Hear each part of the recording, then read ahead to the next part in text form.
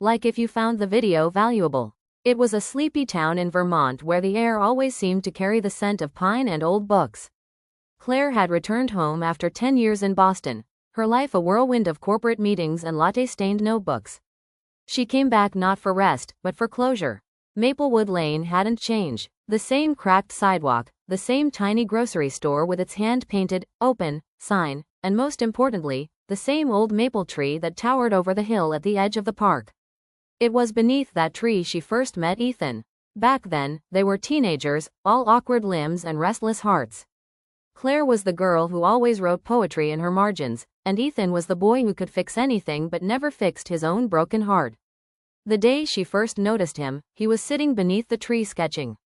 Not with pencils, but with charcoal, messy, beautiful smudges across his page that captured the curve of the branches above. "You draw trees?" she asked, startled by her own curiosity. Ethan looked up, his eyes a stormy gray, and smiled. "I draw everything I want to remember." Claire sat beside him. She didn't know why. Maybe because she needed someone to remember her, too. Over the next 2 years, they became a quiet pair. Not loud, not dramatic, just constant. They'd sit beneath the maple tree almost every afternoon, sharing secrets they didn't dare say anywhere else. He showed her how to draw in charcoal. She read him lines of Sylvia Plath and Pablo Neruda. But after high school, life came charging in. Claire got into a university in Boston. Ethan stayed to care for his ailing father and take over the family's carpentry shop. They promised to write. They promised to meet under the maple tree whenever she came home.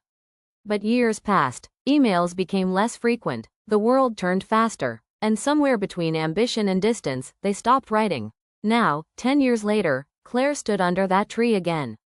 The bench they used to sit on was worn and etched with initials. The bark of the maple had aged, as if it remembered them.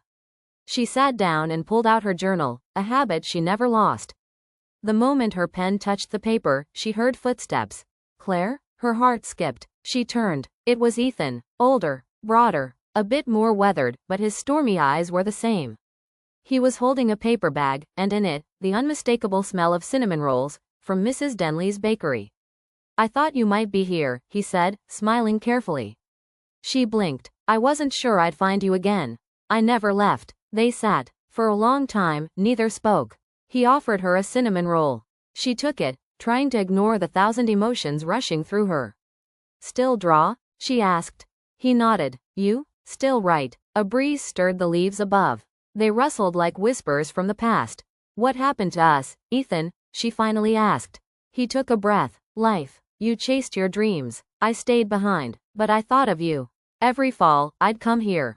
Just in case." Claire looked down. "I'm sorry. Don't be. I was proud of you." "Still She glanced sideways. "But I missed you. God, I missed you so much."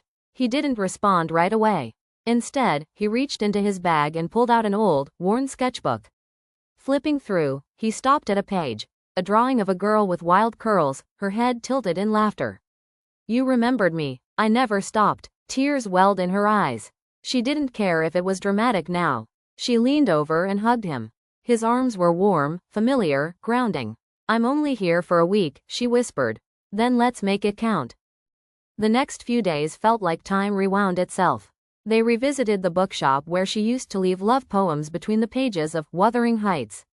They went canoeing on the lake, laughing as they nearly tipped over. He cooked for her, grilled cheese with tomato soup, just like he used to.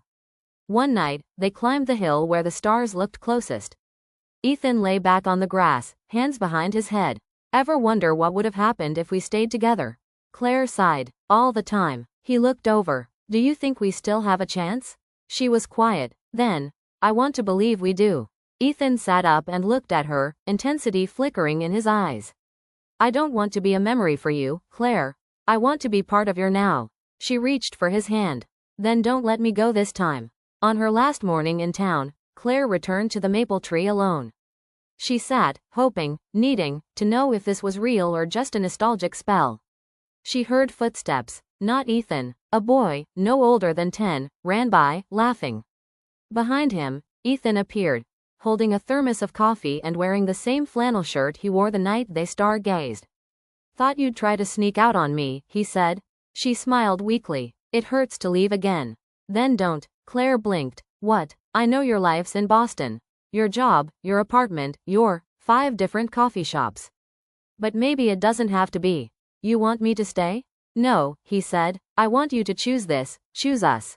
I want to build something with you. Something that doesn't vanish after 7 days. Her heart raced. You still draw trees? She asked. I still draw what I want to remember. Claire stood, walked up to him, and cupped his face gently. Then let's make new memories. 1 year later, they got married under that same maple tree.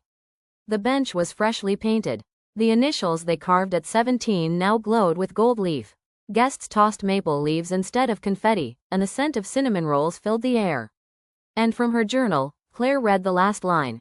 In a world full of seasons, we found each other again in the fall, older, braver, and finally ready to stay.